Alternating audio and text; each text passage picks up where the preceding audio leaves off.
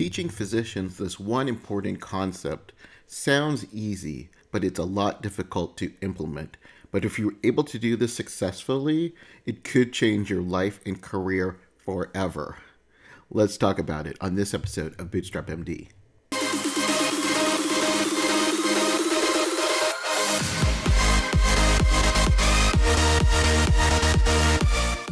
Hey guys, this is Dr. Mike Wu-Ming. Welcome to another episode of Bootstrap MD. If this was your first time, welcome. Thank you very much. This is the Physician Entrepreneurs Podcast, where we talk about things like entrepreneurship, owning your own business, becoming your own boss, and building multiple streams of income. And not only do we have physicians, we have medical students, we have nurses, we have dentists, we have other healthcare professionals who have listened. And again, I thank you for your support. Today, I want to talk about the one aspect of my life that changed, just a different way of thinking, that really changed the trajectory, that's easy to say, of my life and career. Now, I am family medicine trained. I don't do family medicine anymore. But when I was in residency, I was at the Mayo Clinic. That's where I got my training at. And a tradition that we have at Mayo Clinic was we didn't wear white coats like 99% of the other residencies or doctors, for that matter, out there. We wore suits. And the only time that we actually got to wear like scrubs is if we were in the hospital ourselves taking call, so after hours taking call, or if we were at an outside facility that was outside of the Mayo system. And if we were doing rounds, we'd actually have to, we'd be all night on call in scrubs, and then we would have to change back for men, into suit and tie, early in the morning. And, it was something that I didn't really, resent, but it got kind of old after a while. And in understanding how the Mayo Clinic was created by these two brothers, Mayo, and they wanted to have a connection between patients and doctors. And they felt that the best way to do it was to dress up how a patient would be dressed up. And in those days, 100 plus years ago, or wherever it was that men at the time wore suit and ties as everyday clothing. And so we would wear the same type of clothing. Obviously, as the decades have rolled on, most men aren't wearing suit and ties, in everyday garb. I'm here in San Diego where it's mostly shorts and flip-flops. But over time, the suit and tie represented a feeling of competence and professionalism that kind of went along with being a proud alumnus of Mayo Clinic. And so it got me thinking about the way that many doctors are feeling these days, where we don't feel we have that same professionalism and the same appearance. And so the one aspect that really got me really thinking was something I was taught by my mentor several years ago, is to stop thinking of yourself as an employee, but think of yourself as a CEO. And not only if you would only have a business, but or have a career, it's of your entire life. Now, if you've been a long-time listener of the Bootstrap MD podcast, I talk about this all the way, I believe, in episode 1, which is the 4 financial levels of becoming a physician, where we start off as an employee, we then graduate to business owner, CEO, and then investor. And it's my goal for you to start thinking of your life as the CEO of you incorporated, of everything that you do. And here's the reason why I think this is important. There was a study done, I believe it was a couple of years ago, and I read about the study in a strategy and business website. And the study was they studied 2,500 CEOs and decided to investigate what were the most common qualities that these CEOs had in common. And I'll link to the article in the description so you can read for yourself. So when you think of a CEO, there are lots of different qualities that you may come up into your head. You think of things like ambition. They need to have intelligence. They need to have some curiosity. They need to be able to take risks. But they were able to take all these different qualities, maybe it was like 100 plus different qualities they had, and they kind of narrowed it down to four that seemed to have the strongest correlation of what they considered successful CEOs. And I want you to read that. I want to read that to you right here. It was an article called The Four X Factors of Exceptional Leaders. So the first trait they listed was simplify complexity and operationalize it. So let's dig into those words. Simplify complexity. Well, as doctors, we're used to doing this, right? We're used to taking and interpreting difficult to understand medical processes and explaining it to our patients in a way that they can easily understand and comprehend it. And as a CEO of your own business, as a leader of your own business, do you always feel like you're always having to put out fires? You're always having to answer the same questions again and again and again?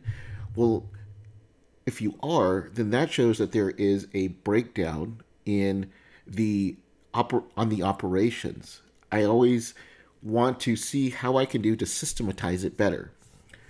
If you feel that you're answering the same questions again and again and again, then that's on you, that you're not able to giving them the right answers that in a way that they can understand it. Are you are you doing the same thing when you're talking with patients? If, for example, you're seeing a patient and for each patient that you see, it's taking like an hour and a half, but you're feeling that the first half hour to an hour is explaining your treatment or the complexity of your procedure, if that time is being spent on that, wouldn't it be easier if you had them watch like a training video or not training video, a patient education video before you actually went into the room, either on your website or on the television in the patient room? That could save you so much more time and money, and you could devote to things that are much more pressing that you need to be taken care of. Same thing when I'm talking with employees. If I feel like, let's say, the most expensive time to have an employee is at the beginning when you're training them. You're spending all that time. It could be like 1 week, 2 weeks, a month to actually train them. One of the things that we started was, and we have very low turnover, but if someone was to leave, I would have them create videos to make the process easier. Go through your video, create a screen capture video about everything that you do so you can train the next person in line. And that'll save you much more time because they know their job more than you probably know their job.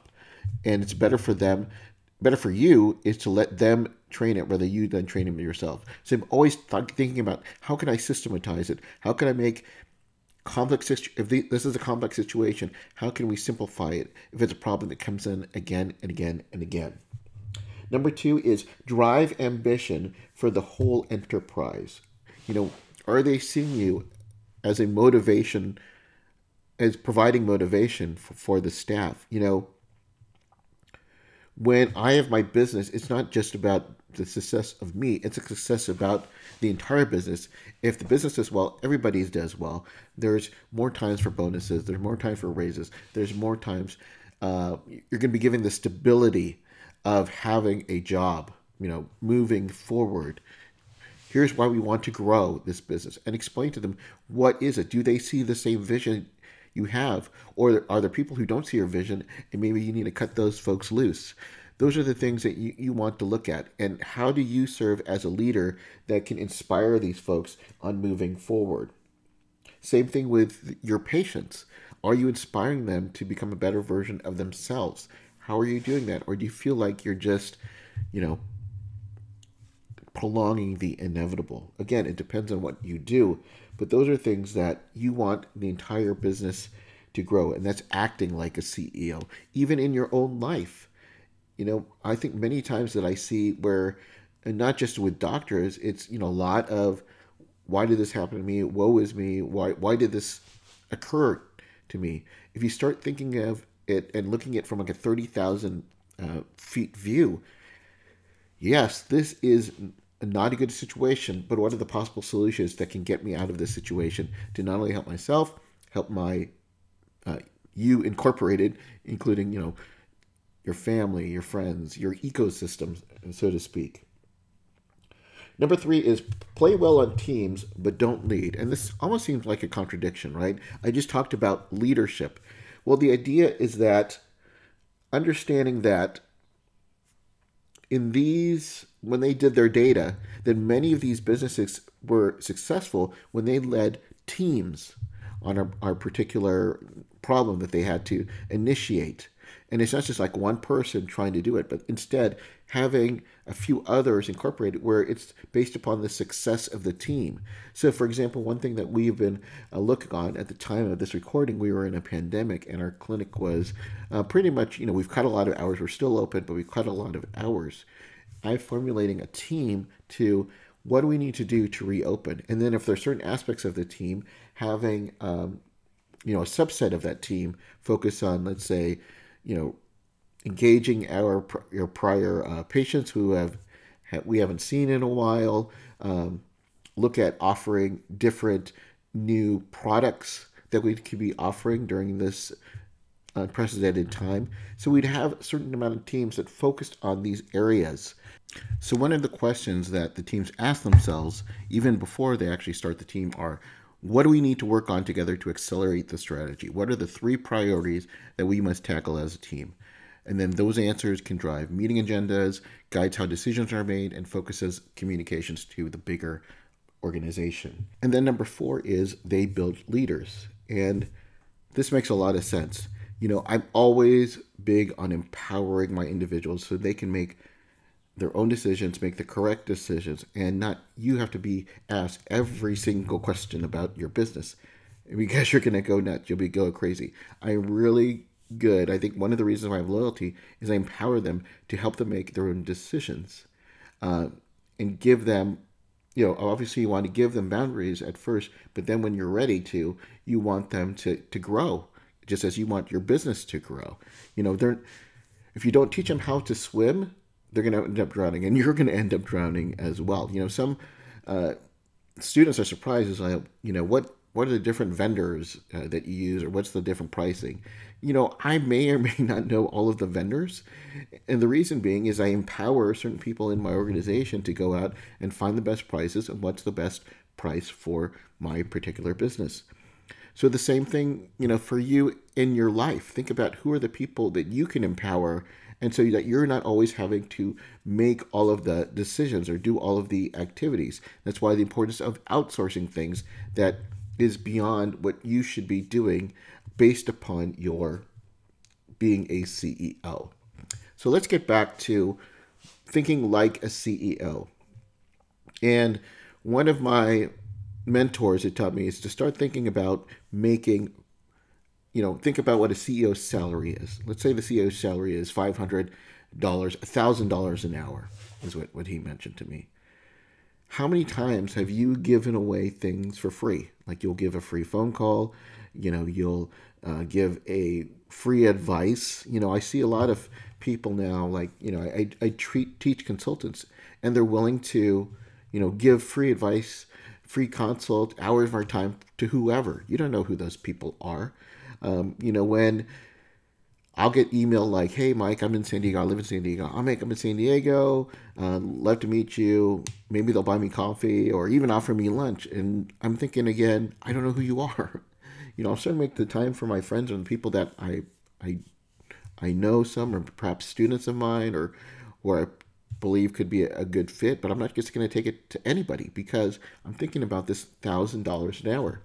And it also gets back to how are you presenting yourselves? I mentioned about Mayo, how we wore suits, that professionalism. That's the way most people portray, CEOs they've got confidence. And again, I'm going to reiterate, he's like, why are you giving away like free mentoring? What is that? Because one is that's what they're going to think your mentoring is worth, nothing. And the second thing is people do respect people who have a strong belief in themselves, a strong self-belief. People respect that. And if you don't give yourself your self-belief, how is anybody else going to give you that self-belief on there? So I make it a point to keep myself not always active in things. I don't respond to people, immediately. And that is often sometimes that can be seen as being shallow or having a big ego. It's just I don't have the time. It's not. It's if the people who want to get a hold of me know how to get hold of me, right? And that's the same thing with a CEO. If you want to do business with a particular, Fortune 500 company, you don't just show up at their door. You have a series of gatekeepers, and that's the way you need to think of yourselves as the CEO of You Incorporated. That's the way you need to start thinking about yourself, positioning yourself as a CEO. To be a CEO, you need to think as a CEO. You need to have the same qualities of a CEO. To conclude, I want to give you some take home action steps that you can take to start thinking and treating yourself like a CEO. So, number one, facilitate a plan. Facilitate a plan. What does that mean? What is your future outlook as the CEO of You Incorporated? When I ask my son, I go, what are your plans for the future? He'll say, well, next weekend I've got a party. Those aren't the plans we're talking about. That's not what a CEO does. If it's Q1, they're looking at what's going on in Q3 and Q4. They're looking at 6 months, a year, 5 years from now. What's going to happen to you 5 years from now in your business? You're the CEO of You Incorporated. Is you going to be stagnant? Is it going to decline? Or do you want to grow? If so, what are the steps you need to take that to grow? Are you going to have more joint ventures? Are you going to be able to sell more products or services? Are there things that are taking you away from your business that you need to let go? So that follows up my second step. A CEO is comfortable hiring and firing. What are you doing to monitor your daily growth? So number two is monitor your daily growth of your business. How are you taking care of You Incorporated? Are you improving the health of your business? Remember, as a CEO, you have shareholders to be concerned of. Let's say it's your kids and your family. If they don't like the direction of your business, that's going to affect all of theirs, and they might want to sell that stock, right? So look at being as a CEO. We think of them as hiring and firing. Are there, let's say, if you're an employee, okay, are there extrinsic circumstances that are negatively affecting You Incorporated, i.e., your job? Maybe it's time that you need to separate yourselves in a professional fashion and move on to something else. Those are the kinds of things that you should be able to do as the CEO, and it takes you away from that, right? Now it's just not about yourself. I see so many doctors that are being more reactive than proactive. They'll say, "Oh, why is me? What is this going on?" I'll give you an example. So I was recently, reading in the forum of some type of, medical spa that was run by physician's assistants and nurse practitioners, and people get really upset and they want to all form committees. And what do we need to do? But the people who want to do something are like formulating legislation. The people who just want to, complain about it, will add a like. But what are you personally doing to make any type of change? And that's not what a CEO does. They either institute change on themselves, or if there's things that they can't control, they leave it alone. And that's the way that I envision myself as a CEO. There's only so many things that I can control. And then number three, be aware of the catalysts that could affect your life and career. So I'm involved in stock investing, and a catalyst in the investing world means, I'll read the definition. A catalyst is an event or other news that propels the price of a stock dramatically up or down. So catalyst can be like an earning call, an earning report, a new product.